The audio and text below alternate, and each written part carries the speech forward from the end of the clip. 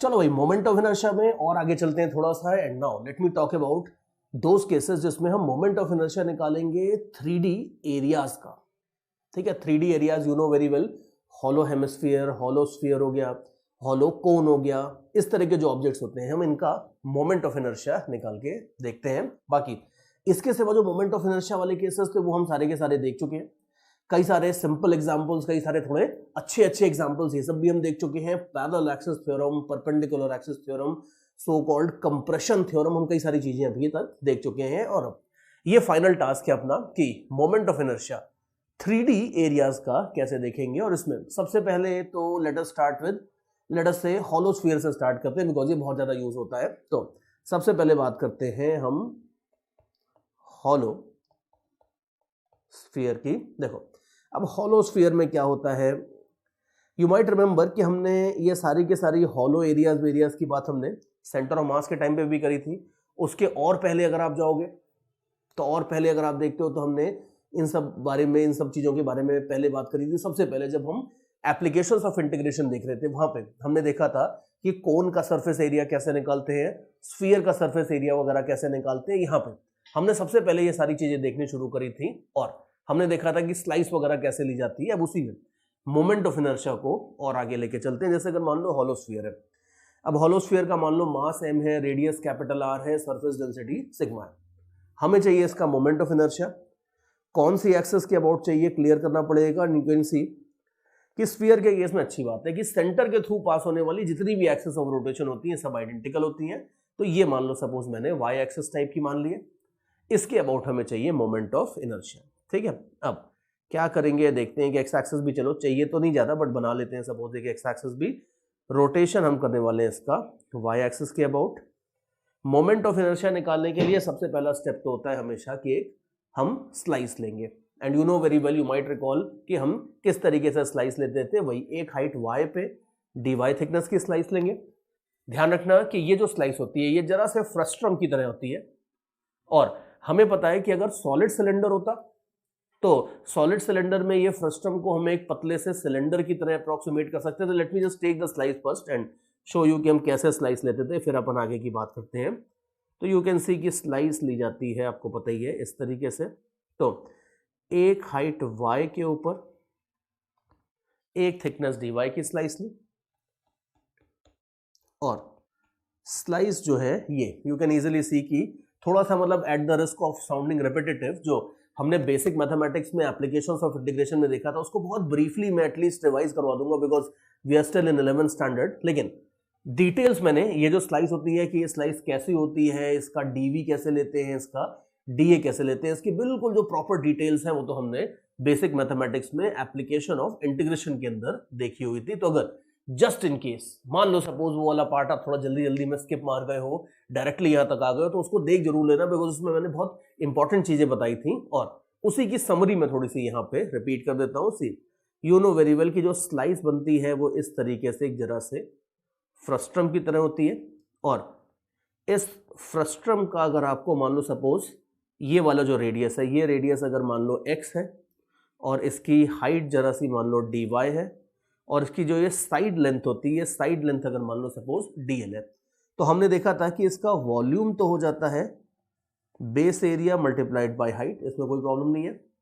लेकिन इसका surface area हमने देखा था कि इसका सरफेस एरिया, बिल्कुल ये मत करना कि समथिंग लाइक 2 पाई x, कुछ लोग क्या करते हैं 2 pi x into D Y कर देते हैं। ये हमने देखा था कि ये बिल्कुल गलत होता है और ये बहुत बड़ा पॉइंट था। इसको मैंने बड़े डिटेल में और बड़े अच्छे से समझाया था कि ये क्यों गलत होता है, क्या प्रॉब्लम होती है इसमें, सब हमने वहां पे देखा था। तो सही चीज क्या होती है, सही चीज होती थी 2 पाई एक्स इंटू डीएल। ये आपका सरफेस एरिया होता है, correct surface area of the thin slice. और again I would repeat, again at the risk of sounding very very very very repetitive, I would repeat कि अगर मान लो आपको ये डाउट है कि सर ये 2 पाई एक्स इंटू डी वाई ठीक ही लग रहा है, आप इसे 2 पाई एक्स इंटू डीएल क्यों कर रहे हो, या अगर आपके मन में डाउट है कि सर यहाँ तो डी वाई ले रहे हो यहाँ डीएल ले रहे हो, दिस इज इनजस्टिस, एक बार कुछ बोलते हो दूसरी बार कुछ और चेंज कर देते हो, अगर मान लो इस तरह की भावनाएं आपके मन में आ रही हैं तो ये भावनाएं बड़ी खतरनाक है। और इनको रिजॉल्व करने के लिए आई वुड सीरियसली रिकमेंड कि इस वीडियो को यहीं पे पॉज कर दो और रिकॉर्डेड लेक्चर देखने का पूरा फायदा उठाओ और जरा उन लेक्चर्स के ऊपर वापस जाके देख लो जो हमने बेसिक मैथ्स में एप्लीकेशंस ऑफ इंटीग्रेशन के अंदर देखे थे, बिकॉज ये बहुत बड़ा पॉइंट है कि ये dy क्यों नहीं होगा, सॉरी ये dl जो है वो dl क्यों होगा और dy क्यों नहीं होगा। ये बहुत बड़ा पॉइंट है जो कि ज्यादातर 11th 12th लेवल की जो बेसिक मैथमेटिक्स की फिजिक्स कवरेज होती है ज्यादातर बुक्स में, उसमें मुझे तो मैंने काफी ढूंढा था बट मुझे कहीं भी फिजिक्स की बुक्स में तो ये चीज नहीं मिली थी। हाँ, मैथ्स की बुक्स में हो सकता है देते हो, आई डोंट नो, बट वो 12th में जाके आएगा, तो ये चीज जरूर है अपने को क्लियर होनी चाहिए। और अगर मान लो सपोज क्लियर है तो चलो इस पॉइंट से फिर अपन आगे बढ़ते हैं। इसकी तो हमें कोई रिक्वायरमेंट है नहीं अभी, हमें रिक्वायरमेंट है इसकी, तो इसी को लेके आगे बढ़ेंगे, और जिसकी रिक्वायरमेंट नहीं है उसको हटा देते हैं। तो ये चीज है, डी हो जाता है इतना। अब यहां पे आप देख लो कि यहां पे dl कितना होगा, वी कैन इजिली मार्क। अगर मान लो सपोज आप एक स्फीयर की बात करो तो यू नो दैट कि स्फीयर का ये जो dl होगा, ये dl अगर आप चाहो तो r d थीटा रख सकते हो, तो यू कैन सी कि dl की जगह आप रख सकते हो r d थीटा, और ये सब तो एज इट इज है ही। तो देयरफॉर dA को अपन ऐसे लिख लेते हैं। x को चाहिए तो x को भी आप एलिमिनेट कर लो। x को अगर आप एलिमिनेट करते हो तो यू कैन सी कि ये x है अपना, तो ये वाला ले लो या ऊपर वाला ले लो, एक ही बात है अल्टीमेटली। तो अगर ये मान लो x है तो यू कैन इजिली सी कि ये कैपिटल R है, तो r साइन थीटा आपका x हो जाएगा। तो x की जगह आप रख सकते हो r साइन थीटा, एक r पहले से प्रेजेंट था तो उसको मिला के हो जाएगा आर स्क्वायर। सो ये हो जाता है आपके पास dA। और अगर dm चाहिए तो हमें पता है कि जितनी भी एरिया वाली प्रॉब्लम्स होती है उसमें dm is nothing but sigma dm। तो देयरफॉर dm अगर चाहिए तो मैं सीधे सीधे देख देता हूं, इसमें सिग्मा और मल्टीप्लाई कर दो, ये तो हो जाता है dm। Now you will say कि सर dm नहीं, हमें तो di चाहिए था बिकॉज निकालना है मोमेंट ऑफ इनर्शिया। तो अब आप देख लो कि यहाँ पे ये जो स्लाइस ली है आपने, ये स्लाइस आपकी एक तरह से फ्रस्ट्रम टाइप का एक हॉलो चीज है ये, और अगर ये हॉलो है तो नोट केयरफुली कि इसमें बीच में यहाँ पे कोई मास नहीं है, तो आप इसे पतली सी डिस्क या पतले से सिलेंडर की तरह ट्रीट नहीं करोगे।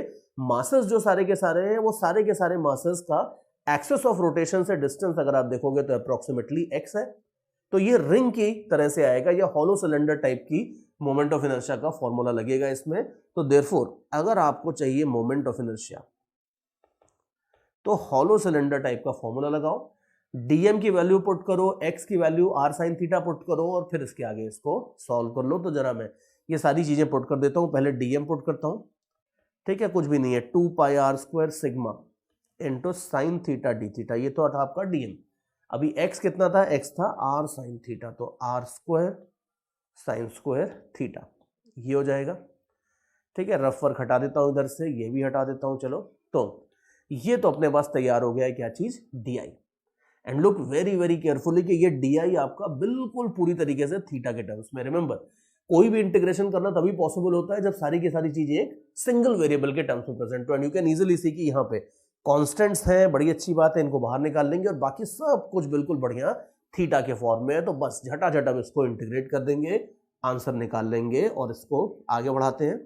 तो डी आई आप देख लो, कॉन्स्टेंट्स में सारे बाहर निकाल लेता हूं, मतलब इंटीग्रेशन आपको पता ही है कैसे करते हैं, so let me not explain that. लेकिन थोड़ा सा ये इंटीग्रल ऐसा है जिसको थोड़ा एक्सप्लेन कर दूंगा तो शायद बेटर रहेगा, बिकॉज इंटीग्रल के अंदर यार साइन क्यूब थीटा आ गया, अब ये बड़ी अजीब सी चीज है।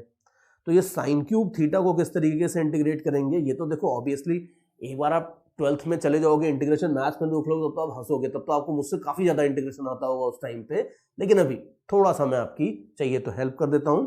सी इंटीग्रल साइन क्यूब थीटा को आप लिख लो, इंटीग्रल के अंदर कर दो sine square theta into sine theta, ठीक है। डी थीटा भी था यहाँ पे, और डी थीटा खाना बहुत खराब आदत होती है, कई सारे बच्चे 11th में ये काम करते हैं कि इंटीग्रल साइन क्यूब थीटा तो लिख देते हैं, सामने डी थीटा कहते हैं, ये तो अंडरस्टूड है तो चलेगा। नहीं, ऐसा मत करना, उसको लिखना चाहिए प्रॉपरली, क्योंकि उसको नहीं लिखोगे तो आगे चल के कई बार बड़ी सीरियस मिस्टेक्स हो जाती हैं। So you should have a habit of writing it. Now you can see कि ये जो इंटीग्रल आ गया है, अब इसको आप देख लो, इसको बिल्कुल आराम से आप सब्स्टिट्यूशन मेथड से सॉल्व कर सकते हो।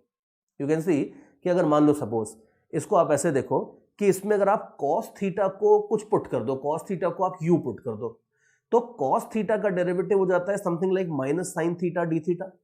वो डेरिवेटिव यहां पे प्रेजेंट है। याद करो, सब्स्टिट्यूशन में रफली आइडिया क्या होता था कि हम उस चीज को यू पुट करते थे जिसका डेरिवेटिव डी थीटा के साथ प्रेजेंट होता था। तो यहां पे हम यही काम करने वाले हैं कि हम cos थीटा को u पुट करेंगे, तो you will have minus sine theta d theta will be equal to d u. तो अब moment of inertia, sorry moment of inertia नहीं, हमारा जो इंटीग्रल है, इंटीग्रल को आई एन टी लिख देता हूं, जो इंटीग्रल है अपना ऊपर वाला, ये हो जाएगा आपका, you will see sine square theta जो है, let me show you here, sine square theta, इसको आप लिखो 1 minus cos square theta. 1 minus cos square theta मतलब 1 माइनस यू स्क्वायर, तो 1 माइनस यू स्क्वायर कर दो इसको, और उसके साथ साथ ये जो साइन थीटा डी थीटा है ये हो जाएगा आपका minus d u. Minus sine को बाहर लिख लो, डी यू को अंदर लिख लो, ये बात है। तो ये हो जाता है u square minus 1 d u का integral, and you know very well कि इसको अब आगे कैसे कैलकुलेट करेंगे, ये हो जाएगा u cube by 3 minus you, और लिमिट्स डाल सकते हैं, और लिमिट्स चाहिए तो यहीं डाल दो, या लिमिट्स डालने के पहले अगर आप चाहो तो थीटा में कन्वर्ट कर लो इस चीज को वापस, कैसे भी कर लो, एक ही बात है। तो जैसे आप देख लो कि इस इंटीग्रल में आप देख लो कि अगर आपका पूरा का पूरा स्फीयर है तो थीटा कहां से कहां तक वेरी होगा, आप ये देख लो, थीटा आप देख लो, थीटा यहां से शुरू कर रहे हो और हम यहां तक लेके जाएंगे तो सारे के सारे स्फीयर का कवरेज हो जाएगा। तो द करेक्ट थिंग इज कि थीटा वेरी होगा 0 से लेके पाई तक, 0 से लेके 180 डिग्री तक।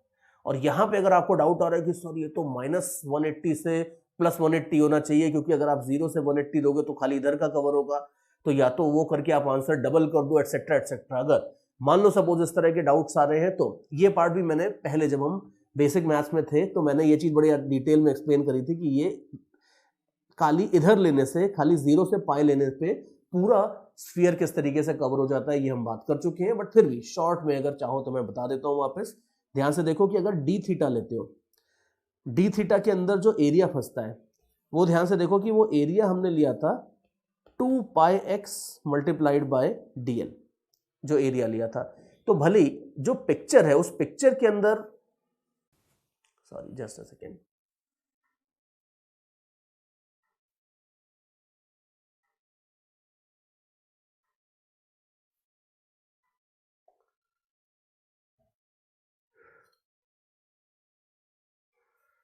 Okay no I am not sure बीच में क्या हुआ था suddenly, okay I just, there was some disturbance so I will repeat some part. ठीक है, जो मैं यहां तक बोल रहा था कि जो लिमिट्स की बात थी, वो लिमिट्स वाली जो बात है वो मैं एक बार पूरा दोबारा बोलता हूँ, so it will be nearly, जो कुछ पार्ट वीडियो का डिलीट करके will accommodate that, so let me just speak that limits वाला पार्ट अगेन। ठीक है, और लास्टली इसके अंदर लिमिट्स क्या लेंगे वो देख लो। लिमिट्स आप देख लो थीटा की, सही जो लिमिट्स आएंगी वो तो आएंगी 0 से लेके 180 डिग्री। कैसे? यू कैन सी की जो स्लाइस ली है उसमें हम थीटा को यहां से ले रहे हैं। अगर 0 से स्टार्ट करोगे और 180 डिग्री यानी पाई तक अगर आओगे तो ये पूरा का पूरा स्फीयर कवर हो जाएगा। और इसमें ये मत सोचना कि सर 0 से लेके पाई तक लेंगे तो खाली आधा कवर होगा, इधर वाला आधा तो कवर होगा ही नहीं, तो हम आंसर को डबल करेंगे। नहीं, बिल्कुल डबल नहीं करेंगे, बिकॉज ध्यान रखना कि हम जब पहली बार हमने स्फीयर का surface area 4 pi r square निकाल के देखा था, कहां पे? बेसिक मैथ्स में। वहां हमने इस चीज को बड़े अच्छे से देखा था कि क्यों हम खाली 0 से लेके पाई तक की लिमिट्स लेते हैं और उसमें पूरा का पूरा स्फीयर कवर होता है, खाली हेमिस्फीयर कवर नहीं होता है। और उसको शॉर्ट में मैं एक बार वापस समझा देता हूं। ध्यान से देखो कि यहां पे जो हमने स्लाइस लिया उसमें हम थीटा को खाली एक साइड में ड्रॉ कर रहे हैं, लेकिन ये 3D फिगर है, तो एक साइड में ड्रॉ करने का मतलब नहीं कि थीटा खाली राइट साइड में है या खाली लेफ्ट साइड में है। जैसे ही हम डी थीटा यहां पे ड्रॉ करते हैं उसका मतलब होता है पूरा 3D में अगर आप देखोगे तो हम पूरा 3D में सब तरफ डी थीटा को ले रहे हैं, दैट इज वन थिंग। या दूसरे तरीके से देखो कि हमारे पास ये जो स्लाइस है, ये स्लाइस जब आपने डी थीटा लिया है यहां से इस साइड में ड्रॉ, भले ही आपने इस साइड में किया हो, लेकिन ऐसा नहीं है कि आपने जो एरिया लिया था उस एरिया में खाली आप इधर वाला एरिया लेते हो। भले ही आप डी थीटा राइट साइड में ड्रॉ करो, लेकिन एरिया आप इधर वाला और इधर वाला पूरा का पूरा एरिया लेते हो। तो देयरफॉर अगर आप 0 से लेके 180 डिग्रीज लोगे तो खाली इधर वाला पार्ट नहीं है, वो साइमल्टेनियसली इधर वाला पार्ट आपका कंप्लीटली कवर होता जाएगा। जो स्लाइसेस बनेंगी वो सारी की सारी स्लाइसेस ऐसी होंगी, ऐसा नहीं कि खाली आधी आधी आधी स्लाइसेस होंगी, that would not be the case. तो देयरफॉर ये ध्यान रखना कि जो लिमिट्स होंगी थीटा की वो 0 से लेके 180 डिग्रीज तक होंगी, और उसके हिसाब से अगर आप चाहो तो u की वैल्यूज निकाल लो। You know that cos theta is equal to u, ये हमने एज्यूम किया है। तो जब देख लो कि थीटा की वैल्यू 0 है, थीटा की वैल्यू जब 0 है तो cos 0 कितना हो जाता है, cos 0 हो जाता है 1, तो थीटा इक्वल टू 0 पे u का वैल्यू हो जाएगा 1, और थीटा इक्वल टू 180 डिग्रीज करोगे तो cos 180 डिग्रीज हो जाता है -1। तो लिमिट्स अगर आप u के टर्म्स में डालना चाहते हो तो u आपका 1 से लेके -1 तक चला जाएगा, that is one option. Another option is this कि आप लिमिट्स थीटा के टर्म्स में डाल दो, इसको थीटा के टर्म्स में कन्वर्ट करके, दैट्स बेसिकली योर प्रेरोगेटिव, आप देख लेना कैसे करना है। बट ये लिमिट्स डाल के आपको इंटीग्रल की वैल्यू मिल जाएगी, और इसके बाद का कैलकुलेशन मैं आपके लिए छोड़ रहा हूं, उसके बाद मैं खाली आपको सीधे आंसर देने वाला हूं। लेकिन ध्यान रखना करना क्या है, ये इंटीग्रल जो भी आएगा, ये इंटीग्रल को आप यहां पे पुट करोगे, यहां पे पुट करने के बाद आपको मोमेंट ऑफ इनर्शिया वैसे तो मिल जाएगा। इनफैक्ट यहां मेरे को एक इंटीग्रल साइन भी लगा देना चाहिए। यहां पुट करने के बाद आपको मोमेंट ऑफ इनर्शिया तो पूरा का पूरा मिल जाएगा 100%, नो डाउट अबाउट दैट। लेकिन यह भी ध्यान रखना कि वो मोमेंट ऑफ इनर्शिया आपको सिग्मा के टर्म्स में मिलेगा। ज्यादातर हम फॉर्मूले, ज्यादातर के ऑलमोस्ट हमेशा ही फॉर्मूले जो अपने होते हैं वो हम m के टर्म्स में लेके आते हैं। तो ये लास्ट में आपको जरूर पुट करना है कि m कितना होगा, मास हो जाएगा sigma multiplied by total area, तो sigma multiplied by 4 pi r square करोगे तो ये आपके पास आ जाएगा हॉलोस्फीयर का पूरा मास। तो इसका यूज करके आप सिग्मा को एलिमिनेट करो, सॉल्व करो, finally at the end of the day आपको मोमेंट ऑफ इनर्शिया मिल जाएगा। तो देख लो फाइनली जो मोमेंट ऑफ इनर्शिया आएगा वो फॉर्मूला होता है, स्टैंडर्ड फॉर्मूला होता है, तो मैं आपको फाइनल रिजल्ट जरूर दे देता हूं। हॉलोस्फीयर का मोमेंट ऑफ इनर्शिया आ जाता है 2/3 mr स्क्वायर।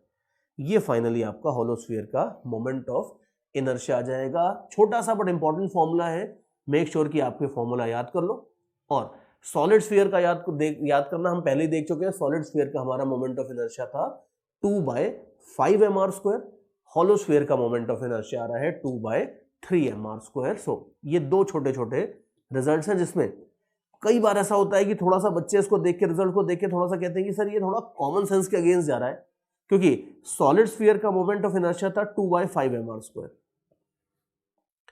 हॉलोस्फीयर का है 2/3 mr square. Now note very carefully कि सॉलिड स्फीयर का मोमेंट ऑफ इनर्शिया कम है, हॉलोस्फीयर का मोमेंट ऑफ इनर्शिया ज्यादा है, which is kind of like silly, because जो सॉलिड चीजें होती हैं, जैसे मान लो सपोज मैं आपको बोलता हूं कि एक गोल्फ बॉल है, गोल्फ की बॉल बिल्कुल सॉलिड होती है, या क्रिकेट की बॉल ले लो, लेदर बॉल जो होती है बिल्कुल सॉलिड, वो एक सॉलिड स्फीयर हो गया। एक टीटी बॉल ले लो, टीटी बॉल हॉलो होती है, बहुत हल्की होती है। अब दोनों में से किसका इनर्शिया या किसका मोमेंट ऑफ इनर्शिया ज्यादा होगा? अगर वैसे कंपेयर करते हो तो ऑब्वियसली ये क्रिकेट बॉल का मोमेंट ऑफ इनर्शिया एक टीटी बॉल से ज्यादा होगा, लेकिन यहां पे वो कंपैरिजन है ही नहीं। अगर मान लो सपोज आपको ये लग रहा है कि यार ये कुछ उल्टा हो गया है, तो ये बिल्कुल उल्टा नहीं है, बिकॉज ध्यान से देखो कि ये मास सेम है। ज्यादातर क्या होता है कि जो हॉलो बॉल्स होती है वो हल्की होती है, सॉलिड बॉल्स भारी होती है, उनका मास कई गुना ज्यादा होता है, इस वजह से उनका मोमेंट ऑफ इनर्शिया ज्यादा होता है। लेकिन यहां पे रिजल्ट ये है कि अगर मैं मास उतना ही लेता हूं, लेकिन सेम मास को मैं एक काम ये करता हूं कि सेम मास को मैं एक पतली सी शीट के अंदर कॉन्सेंट्रेट कर देता हूं और उसका एक स्फीयर बना लेता हूं। और दूसरा ऑप्शन है सॉलिड स्फीयर के केस में कि सेम मास को मैं पूरे के पूरे वॉल्यूम में डिस्ट्रीब्यूट होने देता हूं। तो ऑब्वियसली अगर मास सेम है तो इसका मोमेंट ऑफ इनर्शिया ही ज्यादा होना चाहिए, बिकॉज यहां पे सारे के सारे पार्टिकल्स को हमने सेंटर से या एक्सिस से अवे मूव करके बाउंड्री के ऊपर कॉन्सेंट्रेट कर दिया है। And if the particles are being moved away from axis of rotation, definitely moment of inertia increases. तो ध्यान रखना कि ज्यादातर रियल लाइफ में सॉलिड स्फीयर्स का मास ज्यादा होता है, इसलिए उनका मोमेंट ऑफ इनर्शिया आपको ज्यादा मिलेगा। लेकिन अगर ऐसा केस आप बनाते हो जिसमें एक सॉलिड स्फीयर हो, एक हॉलो स्फीयर हो, सेम रेडियस हो, लेकिन सारे के सारे मास को आप सरफेस पे कॉन्सेंट्रेट कर देते हो किसी तरीके से, तो उसका मोमेंट ऑफ इनर्शिया डेफिनेटली ज्यादा होगा। ये बात है। तो हमारा 3D एरियाज के केस में अगर आप देखोगे तो फर्स्ट सिचुएशन ये थी, फर्स्ट रिजल्ट आपका ये था कि एक हॉलो स्फीयर का मोमेंट ऑफ इनर्शिया कितना होगा, और हमने छोटा सा बट इंपॉर्टेंट फॉर्मूला डिराइव कर लिया है 2/3 mr स्क्वायर।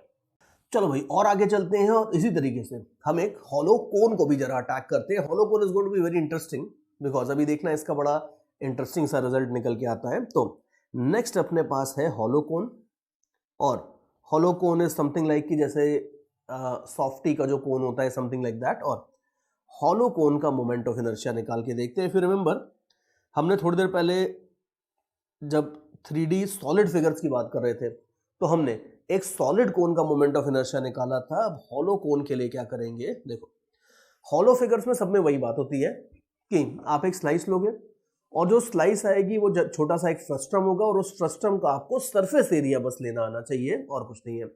तो पुरानी बात ये, यहाँ पे भी अगर आप मान लो सपोज स्लाइस लेते हो इस तरीके से और ये आपकी एक्सिस ऑफ रोटेशन है, I should have specified that earlier only कि ये हमारी एक्सिस ऑफ रोटेशन है। इसके अबाउट हमें मोमेंट ऑफ इनर्शिया चाहिए हॉलो कोन का। अब इसमें बेटर ये रहेगा कि एज यूजुअल y आप टॉप से ले लो। यहां से जो डिस्टेंस है ये y है, इसकी थिकनेस मान लो सपोज dy है,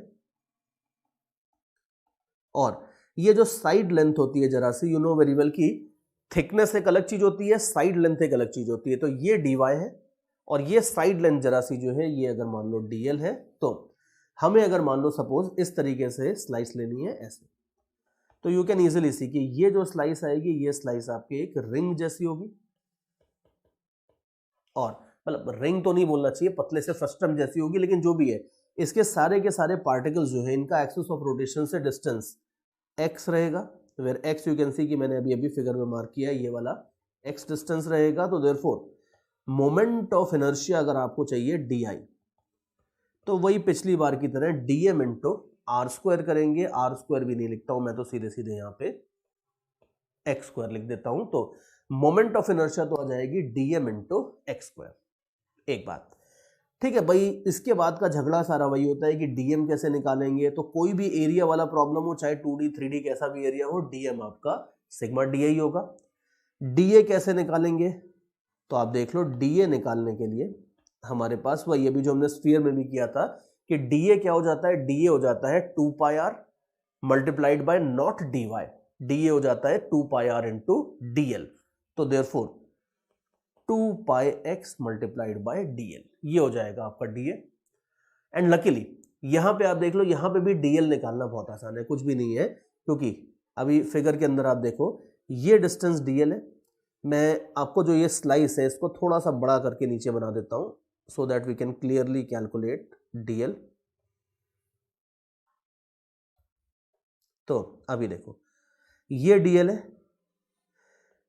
ये dy है, और ये मान लो एंगल अगर d थीटा है, तो यू कैन इजीली सी कि अगर cos थीटा लेते हो तो cos थीटा हो जाएगा dy डिवाइडेड बाय dl। तो dl can be very easily written as dy divided by cos theta. तो dl की जगह dy sec थीटा रख देते हैं, 2 पाई x वगैरह को तो ऐसे ही रहने देते हैं, ये हो जाता है आपके पास dm। ठीक है, तो इनफैक्ट di ही लिख देता हूं चलो, बिकॉज अल्टीमेटली तो हमें di निकालना है। तो इसी को मैं लिख देता हूं di is equal to this thing, और इसमें एक्स स्क्वायर में एक और मल्टीप्लाई कर देता हूं, तो ये एक्स स्क्वायर और मल्टीप्लाई हो गया है, ये चीज है। तो यू कैन इजीली सी कि ये हो जाता है आपके पास di। छोटा सा मिस्टेक है, एक्स स्क्वायर नहीं है, अभी एक्स क्यूब हो जाएगा, I think it's better now. तो ये हो जाता है आपके पास d I. We have to put everything in terms of a single variable, सबको y के टर्म्स में कन्वर्ट करते हैं चलो मे बी, लेकिन ये देख लो कि इसमें थीटा कांस्टेंट है, बिकॉज नोट केयरफुली कि अगर ये वाला एंगल थीटा है यहाँ पे, तो ये और कुछ नहीं है, ये कोन का सेमी वर्टिकल एंगल है थीटा। और ध्यान से देखो कि अगर कोन की सरफेस, अगर आप स्लांट सरफेस अगर आप देखोगे तो ये इस पे एक लाइन बनाओगे तो स्ट्रेट लाइन आती है। तो स्फीयर के केस में अगर आप ऐसे देखते हैं, ये एंगल अगर थीटा होता तो ये थीटा ऊपर जाते जाते बढ़ता जाता, चेंज होता, लेकिन कोन के केस में अच्छी बात है कि ये थीटा कांस्टेंट है, तो बढ़िया इंटीग्रल के बाहर आ जाएगा, तो मजे से अपन इसको इंटीग्रल के बाहर लेने वाले हैं। So that's nice. हमें बेसिकली खाली x और y का थोड़ा सा झंझट सही करना है। तो आप देख लो ये x है, ये y है और ये थीटा है। tan theta will be equal to x upon y, तो x की जगह हम डालने वाले हैं y tan theta. So that's nice. और ठीक है, ये डाल देते हैं x की जगह और अपनी गाड़ी आगे बढ़ा देते हैं। तो अभी आप देखो d i will be equal to 2 pi sigma sec theta, ये कांस्टेंट तो हमने सब बाहर कर लिए। अभी एक्स क्यूब की जगह हो जाएगा y cube tan cube theta, और लास्ट में बच जाएगा आपका dy। ये आपका इंटीग्रल आता है, and you can easily see that since theta is constant, इस इंटीग्रल को आराम से y के टर्म्स में परफॉर्म कर सकते हैं। y की लिमिट्स हो जाएंगी आपकी 0 से लेके h, और इस स्टेज पे I would seriously advise you कि वीडियो को कर दो पॉज और मेरी बकबक थोड़ी देर बंद करके इस इंटीग्रल को आप खुद से सॉल्व करो, बिकॉज जितना आप खुद से सॉल्व करोगे उतना आपका प्रोफिशिएंसी ज्यादा होगी, उतना ज्यादा कॉन्फिडेंस आएगा। तो अब इसके बाद मैं इंटीग्रल तो सॉल्व करने वाला हूँ पूरा आराम से डिटेल में, धीरे धीरे इंटीग्रल सॉल्व करके आंसर निकालूंगा, बिकॉज जो आंसर आएगा अभी देखना वो भी बड़ा इंटरेस्टिंग सा आंसर आने वाला है। नहीं, आंसर तो भी पूरा निकालूंगा, but still my advice is this कि अभी आप थोड़ी देर इस इंटीग्रल को खुद से निकाल के देखो। बट चलो अभी मैं तो इस गाड़ी को आगे बढ़ाता हूं। तो 2 pi sigma sec theta tan cube theta बाहर गया। अब y क्यूब का इंटीग्रल हो जाएगा y⁴/4, लिमिट्स है 0 से लेके h, तो you will have pi sigma by 2 sec theta tan cube theta into h⁴। ठीक है, ये तो हो जाता है moment of inertia in terms of sigma. हमें सिग्मा के टर्म्स में लेकिन कुछ नहीं चाहिए होता, हमें तो सब कुछ चाहिए होता है मास के टर्म्स में। तो दूसरा कलर उठाएंगे, कैलकुलेशन आगे बढ़ाएंगे और सिग्मा के टर्म्स में सारे आंसर्स निकाल लेंगे। और जरा मोमेंट ऑफ इनर्शिया भी हमने निकाल ही लिया है, तो ये डी आई नहीं रहेगा, इधर आप देख लो मैंने डी आई लिखा है, इसको प्रॉपर आई कर देते हैं। ठीक है, अभी आप देख लो कि कोन के केस में हमें पता है कि सरफेस एरिया हो जाता है पाई आर इंटू एल, तो देयरफॉर जो कोन का टोटल मास होगा वो हो जाएगा sigma into pi r l, where l is the slant height. और स्लांट हाइट आप देख लो, स्लांट हाइट आप देख लो कि ये थीटा के टर्म्स में आप चाहो तो लिख सकते हो, l can be written as height, या चलो ठीक है हाइट की बजाय हम इसे चलो आर के टर्म्स में ही कन्वर्ट कर लेते हैं सब कुछ। तो यू कैन इजीली सी कि अगर ये एंगल इधर थीटा है तो you can see that sine theta will be equal to r divided by l. तो एल को हम एलिमिनेट कर देते हैं, एल हो जाएगा आपका r divided by sine theta. ठीक है, so you will get here mass आपके पास आ जाएगा y² sigma upon sine theta. ठीक है, तो देयरफॉर अभी मैं सिग्मा को उड़ा देता हूं यहां पे, और ये लास्ट के कैलकुलेशन ना कई बार बड़े फालतू से लगते हैं, लेकिन ये होते बड़े इंपॉर्टेंट है, बिकॉज बिना इसके आंसर फाइनली आने वाला नहीं, और बिना आंसर आए मजा भी नहीं आएगा, मार्क्स भी नहीं आएंगे। तो let me just go ahead and convert all these things. So अभी मोमेंट ऑफ इनर्शिया वाला जो एक्सप्रेशन था ये वाला, ठीक है, इसके अंदर मैं सिग्मा की वैल्यू रख देता हूं, सिग्मा को उड़ा देता हूं। तो अभी देख लो, सिग्मा को उड़ाओगे तो आपके पास आ जाएगा π/2 इंटू h⁴ सेक थीटा और टैन थीटा का क्यूब, इसके साथ मल्टीप्लाई हो रहा था सिग्मा। अभी सिग्मा की जगह मैं लिख देता हूं m sine theta divided by πr²। ठीक है, ये चीज है, बड़ा सा एक्सप्रेशन आ रहा है, और इसको अब थोड़ा सा इसको मैं सॉल्व करूंगा आगे, और सॉल्व करके ऐसे रफ में आप चाहो तो खुद भी सॉल्व कर लो। सॉल्व करके इसमें कई सारी चीजें एलिमिनेट कर दो, जैसे यहाँ पे we have messed up the calculation a little bit, because h भी मैंने डाल दिया है, r भी डाल दिया है, थीटा भी डाल दिया है। इसको आई वुड एडवाइस कि इसको अब आप अपने हिसाब से h को एलिमिनेट कर दो, h को आप चाहो तो पुट कर दो, h you can see that tan theta is r/h। तो h को अगर आप चाहो तो एलिमिनेट कर दो, h को r के टर्म्स में रख दो, थीटा के टर्म्स में रख दो, और थोड़ा सा कैलकुलेट करके देखो, ज्यादा नहीं है, 1-2 स्टेप्स लगेंगे। कैलकुलेट करके आपका बहुत सारी चीजें इसमें कैंसिल हो जाएंगी, थीटा वीटा आपका सब कैंसिल हो जाएगा, आप चेक करके देख लो। और सब कुछ करने के बाद यदा कैलकुलेशन करने के बाद, अब इसके बाद फाइनली जो आंसर आता है वो बड़ा सिंपल सा फाइनल आंसर आता है। फाइनल आंसर आ जाता है mr²/2।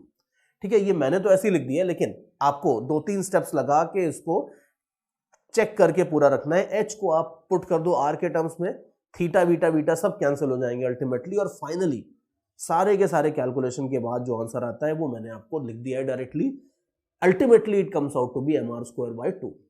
Now you can see mr²/2 result तो बड़ा अच्छा है, बिकॉज अच्छी बात तो ये है कि आंसर में h आ ही नहीं रहा है, h कंप्लीटली एलिमिनेट हो जाता है, थीटा कंप्लीटली एलिमिनेट हो जाता है। और मजेदार बात ये है कि जो ये रिजल्ट आ रहा है, ये रिजल्ट तो आपका यार बिल्कुल, ये तो डिस्क का मोमेंट ऑफ इनर्शिया है। हम तो हॉलो कोन का मोमेंट ऑफ इनर्शिया निकालने चले थे और यहाँ पे यार डिस्क का मोमेंट ऑफ इनर्शिया अपने हाथ में आ गया। ये क्या चमत्कार है? आप ध्यान से देखो, ये चमत्कार नहीं है, ये है कॉमन सेंस, बिल्कुल कॉमन सेंस है, 100%। आप सोच के देखो, बिल्कुल कॉमन सेंस है। कई बार कुछ ऐसे रिजल्ट्स होते हैं जो कुछ ट्रिक्स से बड़े आराम से एक लाइन में भी आ सकते हैं, लेकिन जनरली बेटर ये रहता है कि आप एक बार एटलीस्ट उसकी फॉर्मल डेरिवेशन देख लो और उसके बाद जो रिजल्ट आता है उस रिजल्ट को देख के अगर आपको ट्रिक विक की कोई फील आ रही है तो आप ट्रिक लगा दो। अब जैसे इस केस में आप देखो कि हमने जो कंप्रेशन थ्योरम देखी थी, अगर हम कंप्रेशन थ्योरम लगाते हैं, अब ये जो मैं अगला डिस्कशन करने वाला हूं इसको बड़े ध्यान से सुनना, because this discussion will give you very good ideas also, but अगर ये डिस्कशन ठीक से नहीं करते हो तो this can give you very bad ideas also. तो अभी आप देखो, ये आंसर जो है, इस आंसर को मैं ऐसे ही रहने देता हूं और आप ये देखो कि मेरे पास अगर मान लो ये कोन है इस तरीके से, ठीक है, कोन में चाहिए तो दोबारा बना देता हूं। मान लो सपोज मेरे पास है कोन और इस कोन को अगर मैं कंप्रेस कर देता हूं, कोन को कंप्रेस इस तरह से करता हूं कि इसकी हाइट हो जाती है 0। मान लो कोन को मैं ऐसे कंप्रेस कर देता हूं तो यू विल सी कि अगर कोन को मैं इस तरीके से कंप्रेस कर देता हूं तो ये सारे के सारे पार्टिकल्स इधर आ जाएंगे। यू कैन इजीली विजुअलाइज कि अगर कोन को मैं कंप्रेस करूंगा तो अल्टीमेटली मेरे पास एक डिस्क बन जाएगी और डिस्क का मोमेंट ऑफ इनर्शिया तो mr²/2 ही होता था। और इस तरह का कंप्रेशन तो बिल्कुल अलाउड है, बिकॉज अगर ये एक्सिस ऑफ रोटेशन है और अगर मैं कंप्रेस करता हूं तो I am moving all the particles, how, ये सारे के सारे पार्टिकल्स को मैं एक्सिस ऑफ रोटेशन के पैरेलली मूव कर रहा हूं, किसी भी पार्टिकल का एक्सिस ऑफ रोटेशन से डिस्टेंस चेंज नहीं हो रहा है, तो ये कंप्रेशन बिल्कुल अलाउड है। हॉलो कोन को कंप्रेस करूंगा तो मिलेगी डिस्क और डिस्क का मोमेंट ऑफ इनर्शिया तो mr²/2 हमें पहले से ही पता था, तो देयरफॉर कर लिए हमने डेरिवेशन, कोई गुनाह नहीं किया है, सो दैट इज ओके। थोड़ा सा हमने टाइम लगा के एक बार अपनी इंटीग्रेशन की प्रैक्टिस कर ली है, लेकिन ध्यान से देखो कि ये रिजल्ट तो हमें एक सेकंड में अगर सही तरीके से सोचते हैं तो बिना किसी कैलकुलेशन के खटाक से अपने को एक सेकंड में रिजल्ट मिल सकता था। और अब हॉलो कोन का इसीलिए मैं अपने स्टूडेंट्स को बोलता हूं कि कोई फॉर्मूला मत याद करना, कॉमन सेंस से आप ध्यान रखना कि इसको कंप्रेस करके हम एक डिस्क बना सकते हैं और उसका मोमेंट ऑफ इनर्शिया mr²/2 हमें ऑलरेडी पता होता है। ये तो अच्छा वाला डिस्कशन का पार्ट था। अब आप देखो कि इस कंसेप्ट को लोग मिसयूज किस तरह से कहते हैं। बच्चे कहते हैं सर ये तो बड़ी अच्छी बात है, आपने बड़ी अच्छी बात बताई, वेरी नाइस, फुल रिस्पेक्ट, लेकिन हम ये सेम काम सॉलिड कोन में भी कर सकते थे। द आर्ग्यूमेंट इज दिस कि सर अगर सॉलिड कोन लेते हैं और सॉलिड कोन को कंप्रेस कर देते हैं तो उसमें भी आप देख लो ये सारे के सारे पार्टिकल्स वैसे ही कंप्रेस होंगे जैसे हॉलो कोन में हो रहे थे। तो अगर एक सॉलिड कोन को कंप्रेस कर देता हूं मैं तो भी मेरे को डिस्क मिलेगी। तो सॉलिड कोन के लिए भी बिल्कुल सेम रिजल्ट वैलिड होना चाहिए, mr²/2 सॉलिड कोन के लिए भी मोमेंट ऑफ इनर्शिया होना चाहिए। लेकिन आप याद करो सॉलिड कोन का मोमेंट ऑफ इनर्शिया हमने इंटीग्रेशन से डिराइव किया था और वो बिल्कुल भी mr²/2 नहीं आ रहा था। तो डाउट ये आता है कई बार कि सर ये क्या चक्कर है, हॉलो कोन में तो ये चीज ट्रिक चल गई आपकी लेकिन सॉलिड कोन में फेल हो रही है, तो यार गड़बड़ ट्रिक है। सोच के देखो ट्रिक कुछ भी गड़बड़ नहीं है। अगर मान लो सपोज मैं आपको ये बोलता हूं कि मेरे पास एक सॉलिड कोन है और उसको मैं ऐसे कंप्रेस करके उसकी हाइट 0 कर देता हूं, will the moment of inertia change? The answer is no, बिल्कुल चेंज नहीं होगा। सॉलिड कोन को कंप्रेस करके अगर आप एक डिस्क बनाओगे तो उस डिस्क का मोमेंट ऑफ इनर्शिया बिल्कुल ओरिजिनल सॉलिड कोन के बराबर होगा। लेकिन ध्यान से देखो कि जो डिस्क बनेगी वो डिस्क यूनिफॉर्म डेंसिटी की थोड़ी बनेगी। आप ध्यान से देखो कि अगर सॉलिड कोन है तो सॉलिड कोन के केस में आप देख लो यहां पे अगर आप ग्रीन वाले एरिया को कंप्रेस करते हो तो यहां हाइट ज्यादा है। ग्रीन वाला सिलेंडर टाइप का अगर एक कॉलम टाइप का मैं ले लेता हूं, उसके अंदर जितना मास है वो सारा का सारा मास इस जगह आके कंप्रेस होगा, कॉन्सेंट्रेट होगा। लेकिन यहां पे अगर आप देखो तो यहां पे हाइट कम है, तो कुछ कम मास आपका यहां पे आके कॉन्सेंट्रेट होगा, यहां पे तो बहुत ही कम मास आके कॉन्सेंट्रेट होगा। आपको सॉलिड कोन को कंप्रेस करके भी बिल्कुल 100% डिस्क मिलेगी, नो डाउट अबाउट दैट। लेकिन उस डिस्क की डेंसिटी सेंटर पे ज्यादा होगी, बाहर जाते जाते कम होती जाएगी। तो देयरफॉर ऑब्वियसली अगर एक नॉन यूनिफॉर्म डेंसिटी की डिस्क है तो उसका मोमेंट ऑफ इनर्शिया का तो फॉर्मूला mr²/2 बिल्कुल नहीं था। तो कंप्लीटली अगर इस आर्ग्यूमेंट को एक बार अगर देखें तो यह है कि अगर एक सॉलिड कोन को कंप्रेस करते हो तो उसकी मोमेंट ऑफ इनर्शिया बिल्कुल चेंज नहीं होगी, 100% सेम रहेगी, लेकिन उससे जो डिस्क आपको मिलेगी वो डिस्क मिलेगी नॉन यूनिफॉर्म डेंसिटी की, और नॉन यूनिफॉर्म डेंसिटी की डिस्क का तो अपने पास कोई फॉर्मूला है ही नहीं है सच। तो देयरफॉर कंप्रेशन वहां पे भी अलाउड है, लेकिन उस कंप्रेशन करने से हमें यार फायदा कुछ भी नहीं होगा, और अगर फायदा नहीं होगा तो अपन कंप्रेशन कभी करेंगे नहीं, ये बात है। तो देयरफॉर सॉलिड कोन में ये ट्रिक लगाने से कोई फायदा नहीं होगा। And now you might still say कि सर ये सब भी ठीक है, चलो ये आर्ग्यूमेंट भी ठीक है, लेकिन हॉलो कोन में ये क्यों नहीं हो रहा है? अब ध्यान से देखो, हॉलो कोन में क्या है कि हॉलो कोन में ये एज जो है यहां पे अंदर कोई मास नहीं है, और ये जो सरफेस है ये सरफेस बिल्कुल स्ट्रेट लाइन जैसी है। तो देयरफॉर अगर मान लो सपोज मेरे पास एक स्ट्रेट लाइन जैसी सरफेस है यू ऐसे, अब ध्यान से देखो कि अगर मैं इसके इक्वल सेक्शंस लेता हूं ऐसे, ये सारे के सारे सेक्शन लेता हूं, dx dx dx डिस्टेंस है, सारे के सारे जो सेक्शन है इन सबकी हॉरिजॉन्टल जो विड्थ है, ये विड्थ जो ग्रीन कलर से दिखा रहा हूं अभी मैं, ये अगर इक्वल है, इक्वल सेक्शंस अगर लेता हूं, तो यहां पे जो सारे के सारे पीसेस हैं ये सब आइडेंटिकल होंगे, इन सबका मास बराबर होगा। एंड ये वाला पीस कंप्रेस होके इधर आएगा, ये पीस कंप्रेस होके इधर आएगा, ये पीस कंप्रेस होके इधर आएगा। हॉलो कोन के अंदर अगर मैं कंप्रेस करूंगा तो डिस्क मिलेगी, लेकिन उस डिस्क के अंदर इक्वल एरियाज के अंदर इक्वल मास होगा, मतलब वो डिस्क यूनिफॉर्म सिग्मा की मिलेगी आपको, वेरिएबल सिग्मा की नहीं मिलेगी। इसीलिए हॉलो कोन के लिए ये फॉर्मूला चल गया था, लेकिन सॉलिड कोन के लिए नहीं चलेगा। और इस आर्ग्यूमेंट को आप और आगे लेके जा सकते हो। कई बार ये भी लोग कहते हैं कि सर इसका मतलब है कि अगर मान लो मेरे पास एक हेमिस्फीयर है, हॉलो हेमिस्फीयर, ठीक है, मान लो सपोज मेरे पास एक हॉलो हेमिस्फीयर है इस तरीके से। अब ये भी आर्ग्यूमेंट होता है कि सर इसका मतलब ये है कि जितने भी हॉलो ऑब्जेक्ट्स हैं उनके लिए ये फॉर्मूला, ये कंसेप्ट चल जाएगा, ट्रिक चल जाएगी, लेकिन सॉलिड के लिए प्रॉब्लम करेगी। ये भी आर्ग्यूमेंट गलत है। अगर मान लो आप एक हॉलो हेमिस्फीयर भी लेते हैं, हॉलो हेमिस्फीयर को भी अगर आप कंप्रेस करोगे तो भी गड़बड़ होगी। हॉलो हेमिस्फीयर को भी कंप्रेस करके डिस्क तो मिलेगी, लेकिन अभी ध्यान से देखो, हॉलो हेमिस्फीयर के अंदर अगर आप ऐसे स्लाइसेस लेते हो, यू नोट केयरफुली कि हॉलो सरफेस, हॉलो हेमिस्फीयर के लिए ये जो लाइट ग्रीन कलर से लाइन मैं अभी बना रहा हूं, this line is not a straight line. तो देयरफॉर यू शुड सी कि अगर ये dx dx dx सारे स्लाइसेस की विड्थ विड्थ विड्थ अगर इक्वल भी है, तो भी आप ध्यान से देखो कि ये वाली स्लाइस के अंदर कम मास फंस रहा है, यहां पे जाके ये और वर्टिकल होता जाता है। जैसे जैसे सेंटर से दूर जाओगे the surface will keep on becoming more and more vertical. तो आप देख लो कि यहां पे अगर आप एक स्लाइस लेते तो उसके अंदर ज्यादा बड़ा मास फंसने वाला था, ये थोड़ा कम होगा, ये थोड़ा सा और कम होगा, and so on and so fourth.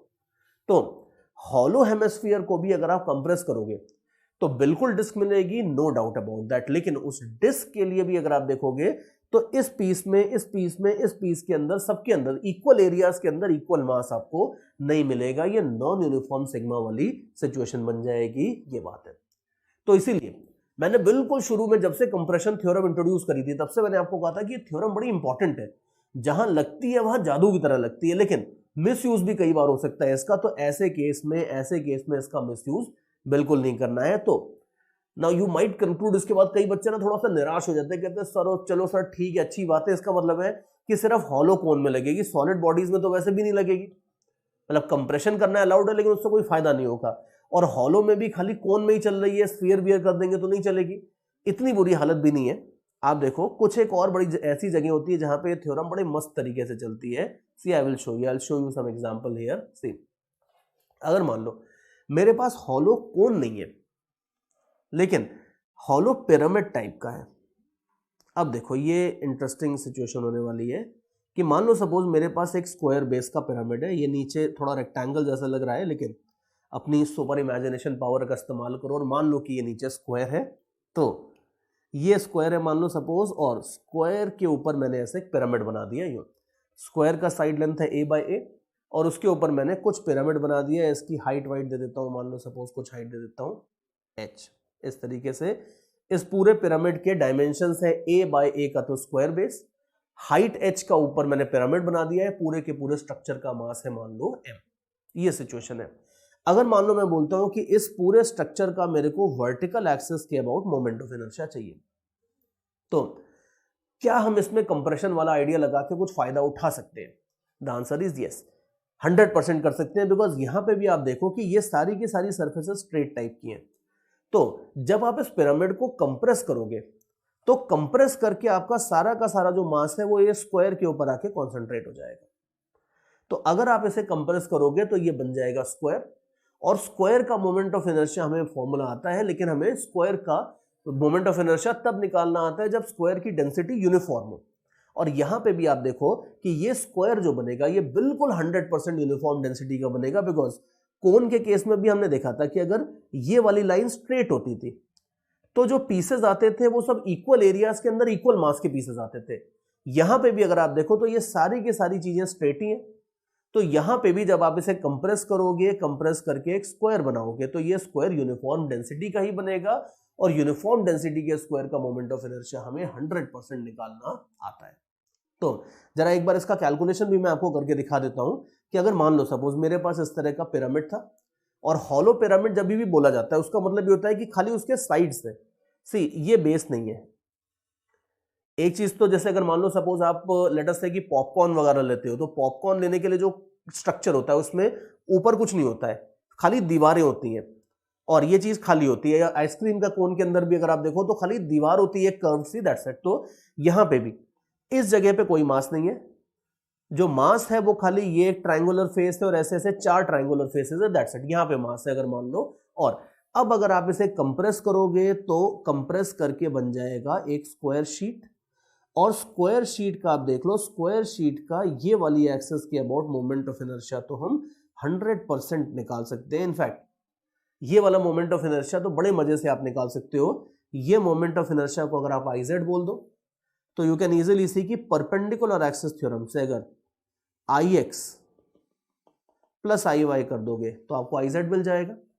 तो आई जेड बाय सिमेट्री हो जाएगा 2ix, और आई एक्स आप देख लो, आई एक्स निकालने के लिए एक स्क्वायर अगर शीट है, स्क्वायर शीट का अगर आपको मोमेंट ऑफ इनर्शिया ये वाली एक्सिस के अबाउट चाहिए तो ये तो हमें निकालना आता है अच्छे से। हम इसको ऐसे कंप्रेस कर देते हैं, और कंप्रेस करके ये मोमेंट ऑफ इनर्शिया हो जाता है ml² वाले फॉर्मूले से आ जाता है। तो ma²/12 that means ma²/6।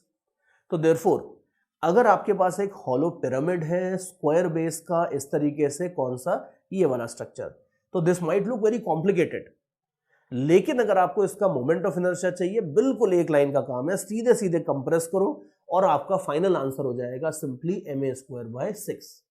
So I hope you are now smiling and you agree with me that compression theorem can be very useful, because ऐसे ऐसे आप देख लो स्क्वायर बेस ही नहीं, आप रेक्टेंगुलर बेस बना सकते हो, हेक्सागोनल बेस बना सकते हो, बहुत सारे पिरामिड्स बना सकते हो, लेकिन इस तरह के सारे केसेस में आप कंप्रेस करके जो 2 डायमेंशनल शीट बनाते हो वो यूनिफॉर्म डेंसिटी की बनती है। अगर यही चीज अगर मान लो सॉलिड पिरामिड होता, तो सॉलिड पिरामिड के केस में जब आप कंप्रेस करते हो तो यूनिफॉर्म डेंसिटी की चीज नहीं बनती, फिर गड़बड़ हो जाती, लेकिन हॉलो के केस में बनेगी, and you can very easily say that moment of inertia is simply ma²/6।